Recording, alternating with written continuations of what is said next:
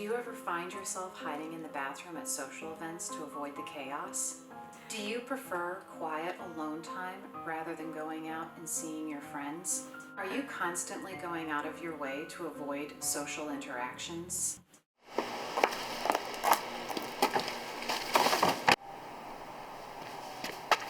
Hi, Emily! If you answered yes to all of the above, you may be an introvert. Hi, my name is Emily, and I'm a professional, full-time introvert. If this is the first time you've realized you are an introvert, you may be wondering, what now? How do I live like this? Well, I'll let you in on some tips and tricks on how to live as an introvert. Step 1, don't ever invite people over. Always go to someone else's house. When someone's in your space, you can't just ask them to leave. That's too awkward.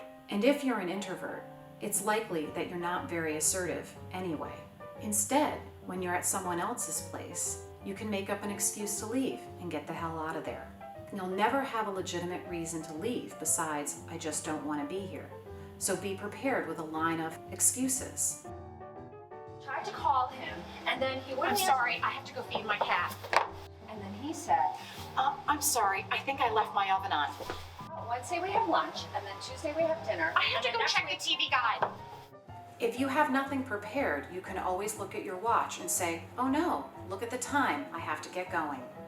Step 2, knowing what to do during small talk. If you ever decide to leave the house, you will find that a lot of people like to engage in small talk. If you're an introvert like me, you're pretty bad at it. So how do you approach these situations? First, let's identify what is small talk. Small talk is when you engage in brief conversations that have absolutely no substance.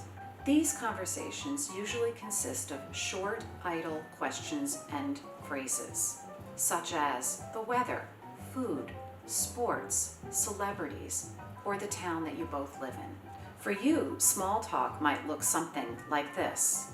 Beautiful weather we're having. Yeah. Extroverts like to talk about themselves, so next time, just agree with what they've said and ask your own questions to keep them talking so you don't have to. Yeah, so what are you up to?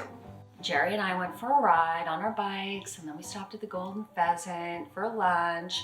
We had wine, and then we ordered soup. And here's another tip.